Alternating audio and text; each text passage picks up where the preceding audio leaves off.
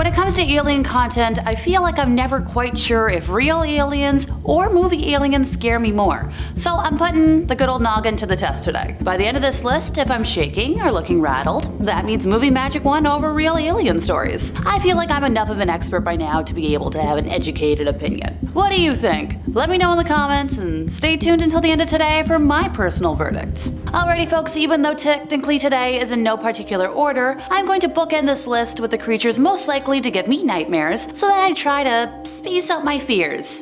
And by that, I mean we're starting with The Thing. John Carpenter's The Thing, which is kind of like an espionage drama if you swap the international intelligence community for a remote research post in Antarctica and the search for a mole with the hunt for an alien parasite. Carpenter absolutely did something special with the aliens in, they live, but his greatest gift to sci-fi is without a doubt The Thing. Kurt Russell stars in what is arguably his best movie role as pilot R.J. McReady, a cunning hero almost overwhelmed by terror. From freaky practical effects-fueled mutations to that fluid test scene, this 1982 flick is a staple of sci-fi excellence with the scares to match. What makes the creature of this flick so unique is its unpredictability. The Thing could be anybody, and that tension is well played to the audience. Those moments when it does show itself, in one form or another, are gleefully disgusting, as the creature causes mayhem through gruesome practical effects and off-the-wall action sequences. One moment, it's posing as your friend. The next moment, it's mutated that familiar face into something twisted, unimaginable, and extremely lethal. Worst of all, it has the ability to live on even after being severed into multiple pieces.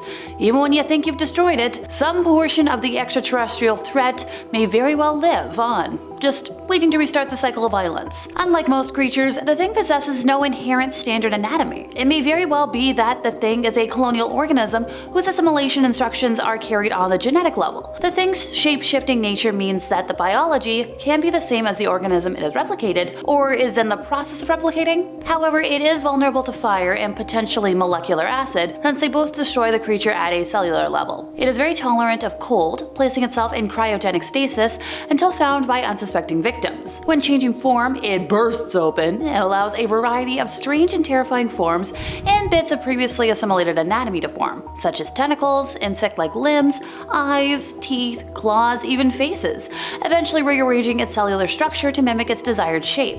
After the Thing has assimilated an organism, it is capable of imitating them exactly down to their memories, characteristics, mannerisms, and all of their traits. Even anatomical anomalies and health defects are replicated. The Thing has only assimilation and self-preservation in mind. As seen, it will selfishly save itself or even attack other forms of itself in order to avert attention and suspicion. Carpenter controls his scenes with confidence, leaving most of them in silence and letting the audience just be in a tense moment with the characters. This science fiction film continues to inspire filmmakers to this day. Shockingly enough, it wasn't actually well received upon its release, but it's since been celebrated as a triumph of practical effects, which it absolutely deserves. Time to stay in the 1980s and move on to the alien from The Hidden. They're the main antagonist from the 1987 flick, and I honestly think they're underrated in terms of how bleep and scary they are. Like when I was looking for a consensus online earlier about what people thought was scary, I didn't see it on any lists, but look at the damn thing. Pun not intended. Before the events of the movie, the alien was a galactic criminal on the run from alien police due to its crimes, particularly Al-Hag,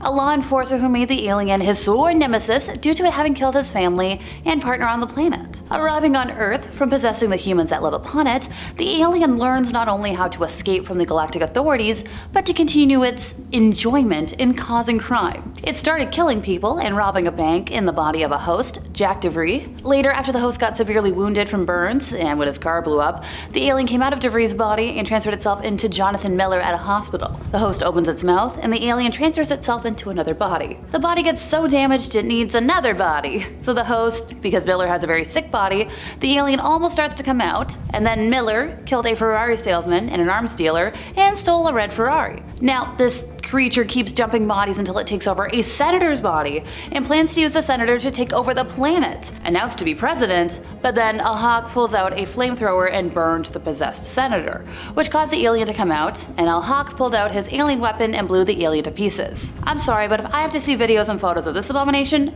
so do you. Look at this thing, just visually. It's slimy, snail-like, and just makes me both want to shudder and run away in fear. Hard pass. Alrighty, this might be another one for the lesser-known category, Calvin from Life. It's a deadly multicellular alien organism that's believed to have wiped out all life on Mars, therefore becoming an apex predator. The life form was discovered as a sample of organic tissue, but began to grow into a multicellular form upon absorbing water and nutrients. Each cell belonging to Calvin is a muscle, a nerve, and an eye at the same time.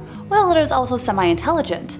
Calvin was presumed to be a species who lived on Mars and dominated the Martian soil, and in a hibernation state, the crew wakes Calvin up, and its first priority is clearly to grow and then ravage the crew. Calvin becomes aggressive after being shocked by Hugh, attacking his hand while he's testing Calvin in the lab. Calvin then breaks Hugh's hand by mangling it, and uses a hand tool to escape from the container. Calvin then enters another container where a lab rat is being kept, and after being bitten by the rodent, Calvin consumes the animal and grows slightly larger. Now, another character named Rory attempts to kill Calvin with a flamethrower, but fails, and the alien enters his mouth and devours his organs, accelerating its growth. Calvin escapes from Rory's body and escapes from the lab via the vents due to the flamethrower, devouring the station's coolant for food. Calvin is next seen when it grabs onto the ship's captain, Ekaterina, while she is in space trying to fix a communications antenna. Calvin causes her suit to break, which then the water flows into her helmet, and that's the end of her. However, she was able to prevent another character named David from opening the door and letting Calvin back in. Despite this, Calvin makes its way back into the station through one of the thrusters. Calvin then stealthily attaches itself to Hugh's leg,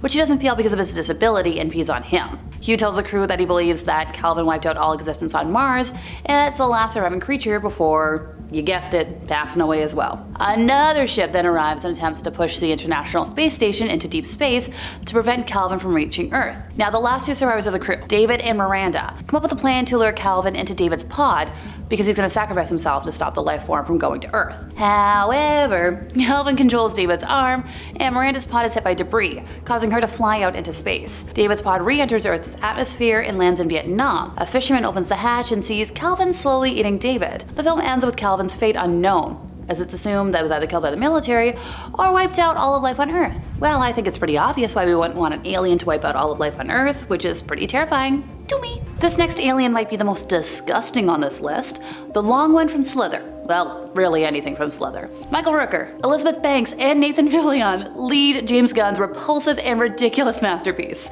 This 2006 horror comedy unleashes mind-altering alien parasites on a South Carolina town. When slimy, slug-like creatures emerge from a meteorite outside a small town, disgusting and vile amounts of carnage ensue when the parasites take over the bodies of some of the town's residents. In their most rudimentary slug-like form, these creepy red creatures are fairly vulnerable, but when they work together, it's only a matter of time until one of them finds a way into a host. The parasite at the heart of this alien race is the most grotesque of all. Known as the Long One, it takes possession of a host and quickly causes them to mutate into a mass of tentacles, weird growths, and pus. Ugh. The Long One's appearance is best explained through its life cycle. Yes, I'm gonna go into detail. The first stage is where it takes the form of a gelatinous white sac containing a series of small darts. Now, when a character named Grant approaches the sac, it fires a dart at him, transforming him into the host. The host is the primary vessel for the Long One's consciousness.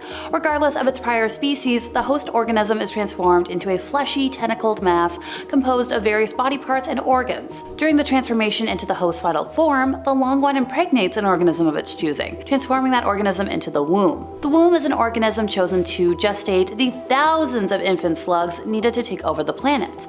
The womb organism gains an unsatisfiable hunger for raw meat, slowly growing bigger and bigger until they are an immobile blob filled to the brim with developing slugs. When gestation is complete, the womb explodes, releasing the slugs into the environment. The slugs are just that, blackish red, leech-like organisms that crawl down the throats of their victims and take over their bodies, turning them into obedient zombies that donate their biomass to the host's ever-growing body. Eventually, the original host becomes all but unrecognizable. Yeah, that's one close encounter I'd rather not have. As you can see, I'm shuddering a little bit. As the creatures find a host and wreak havoc across the town, the effects can be quite nauseating to say the least. A lot of goop, a lot of guts are splattered across a lot of this body horror heavy movie. But I think it's the implications that come with those injuries that's really gonna bother people. For me, it's the guts. I'm not one for icky stuff. And today, without talking about the xenomorphs from the 1979 classic Alien. In space, no one can hear you scream. All 8 installments of the infamous franchise are scary in totally different ways, but At the end of the day, nothing beats the chest-bursting anxiety of the first flick. This might just be the scariest science fiction film of all time. Alien contains many layers of scares, all derived from the claustrophobia and helplessness that these characters are experiencing. What is truly horrific is what the xenomorph is capable of. It's large, but silent in its motions, with acidic body fluids and a protractable set of teeth. These traits make it a deadly force in several great scenes that some characters are no match for. This creature has no remorse and salivates for humans to feed on. Some of the most brutal results of its attacks were actually cut from the movie. With a simple title like Alien, the monster in Ridley Scott's classic had to be something spectacular, and man did he ever deliver. With a hellish design by the late H.R. Geiger, the xenomorphs have to be one of the most terrifying monsters in all of sci-fi. From its acidic fluids and bile to its gory life cycle, it definitely defines the term cosmic horror. This film won the Academy Award for Best Visual Effects and includes one of the most ominous cliffhangers in sci-fi history. Yeah, I can see why it won the award. And that's the end of our list. Honestly, I think real aliens are still scarier to me because of the effects they could have on our society, but if any of the above exist out there, it could be a heck of a lot scarier. I've been Alexa, your resident ooky spooky girly, and if you enjoyed my ramblings today, could you help us out by giving this video a like, subscribing if you weren't already, hit the bell for more movie chatter from us here at Top 5 Scary Videos, and I'll see y'all next time, you lovely spooky people.